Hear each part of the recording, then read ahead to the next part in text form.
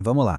Hoje a gente vai mergulhar de cabeça em um dos capítulos mais importantes e, vamos ser sinceros, mais densos da teologia cristã. Romanos capítulo 3.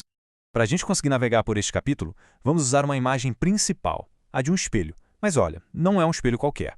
Pense no espelho de altíssima definição que revela a verdade sobre a condição humana de um jeito totalmente cru, sem filtro, sem edição. E a imagem que ele mostra não é para ser bonita, é para ser desconfortável, na verdade. A ideia é apresentar uma realidade chocante para que, só então, quando a solução for apresentada, a gente entenda a verdadeira dimensão dela. É como um diagnóstico bem preciso que nos prepara para valorizar o remédio. Então, a primeira parte do argumento é quase como um tribunal. Ele estabelece um problema que, segundo o texto, é universal, atinge todo mundo, sem exceção. E o veredito inicial é bem direto e incômodo. O texto é tão bem construído que ele antecipa as nossas perguntas. E uma pergunta óbvia seria essa, né?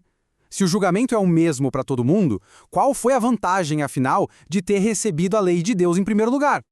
E a resposta é clara. A vantagem foi enorme. A eles foram confiadas as palavras do próprio Deus. Mas pensa assim, é como ter acesso à melhor biblioteca do mundo. Só ter acesso não garante o conhecimento. Esse privilégio não era um passe livre, pelo contrário, ele trazia junto uma responsabilidade muito maior. E aqui a gente chega no coração do diagnóstico. A condição de pecado não é um problema de um povo ou de outro. É de todo mundo. A expressão debaixo do pecado é forte. Ela passa a ideia de estar sob o domínio, sobre o poder de algo, quase como uma escravidão da qual a gente não consegue sair por conta própria. Daqui para frente, o texto começa a disparar uma série de citações do Antigo Testamento, como se fosse um laudo médico completo, um raio-x da condição humana. E a primeira afirmação é categórica, não deixa espaço para dúvida. Ninguém por si só consegue ser considerado perfeitamente justo diante de Deus. O diagnóstico vai ainda mais fundo. Mostra como o pecado afeta a nossa capacidade de entender e a nossa vontade. A ideia aqui é que a mente humana, por si só, tem dificuldade com as coisas espirituais, e o coração não busca a Deus de forma genuína, a não ser que o próprio Deus o atraia primeiro. E essa condição interna, claro, transborda. E por onde? Pela fala. A imagem de um sepulcro aberto é chocante. Pensa no cheiro que sai de um túmulo aberto. É o cheiro da morte. A analogia é que a boca pode acabar revelando a corrupção que está por dentro. As palavras se tornam ferramentas de engano. É um efeito dominó. O que começa no coração e passa pela boca, uma hora se transforma em ação. E o resultado disso, segundo essa visão, é um rastro de destruição e sofrimento tanto nos relacionamentos quanto na sociedade como um todo. Então, para que servia a lei, afinal? Exatamente como o nosso espelho do começo. A lei é uma ferramenta de diagnóstico perfeita. Ela aponta a mancha do pecado como uma precisão incrível, mas ela não tem o poder de limpar a mancha. A função dela é calar qualquer argumento de que a gente consegue se virar sozinho.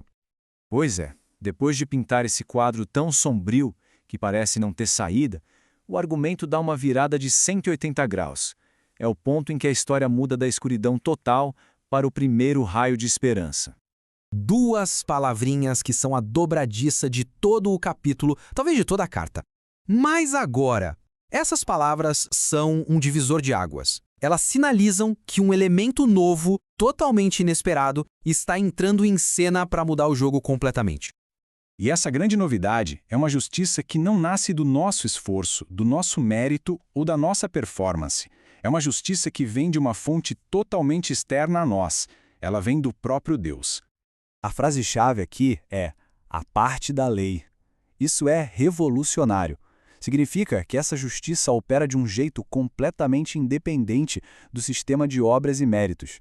Não é algo que se conquista cumprindo regras, mas algo que é simplesmente recebido. É um presente. Para a gente entender essa solução, tem 3 conceitos que são fundamentais. O primeiro é a justificação. Pensa de novo no tribunal. Deus é o juiz, mas em vez de condenar o réu culpado, ele bate o martelo e o declara justo. É uma declaração legal, um novo status que ele nos dá, não algo que a gente conquistou. O segundo conceito é a redenção. A imagem aqui é de um mercado de escravos. Redimir significa pagar o preço para libertar alguém. A morte de Cristo é apresentada aqui como o preço do resgate pago para nos libertar daquela escravidão ao pecado que a gente viu antes. E por último, a propiciação. Esse talvez seja o conceito mais complexo. Tenta pensar assim. É um sacrifício que satisfaz as exigências da justiça divina. A ideia é que o sacrifício de Cristo desvia a consequência que o erro merecia. É o ponto exato onde a justiça perfeita e a misericórdia infinita de Deus se encontram. Tá, mas como essa justiça se torna nossa? O texto explica em 3 passos. Primeiro, ela é dada de graça, é um presente. Segundo, a base dela é a obra de Cristo, a redenção. E terceiro, a forma de receber esse presente é pela fé, ou seja, pela confiança no que foi feito, e não em qualquer esforço nosso. E agora a gente vai ver como esse novo sistema baseado na fé tem implicações gigantescas que nivelam o campo de jogo para toda a humanidade de uma forma radical. O texto, então, faz uma pergunta retórica final que é simplesmente demolidora. Se a salvação é um presente que a gente não mereceu, onde fica o espaço para se gabar, para orgulho? A resposta é óbvia: não fica em lugar nenhum. O orgulho humano é completamente excluído da equação. Olha só esse contraste. De um lado, um sistema baseado no esforço humano que sempre leva ao orgulho e à exclusão. Do outro, um sistema baseado na obra de Cristo que resulta em humildade e inclusão porque coloca todo mundo na mesma base. Mas e a lei? A fé joga a lei fora? De jeito nenhum. Na verdade, a fé coloca a lei no seu devido lugar. A lei continua sendo o espelho perfeito que mostra o pecado. Ela é uma cerca que ajuda a restringir o mal na sociedade. E o mais importante, ela funciona como uma placa de sinalização, apontando diretamente para Cristo como a única solução. E isso nos deixa com uma reflexão final. Se a lei não foi abolida, mas a nossa motivação para obedecer muda completamente, como essa obediência que nasce não do medo ou da obrigação, mas a pura gratidão? Essa transição de uma tentativa de ganhar aprovação para uma resposta de um coração agradecido é talvez a maior revolução que este capítulo nos apresenta.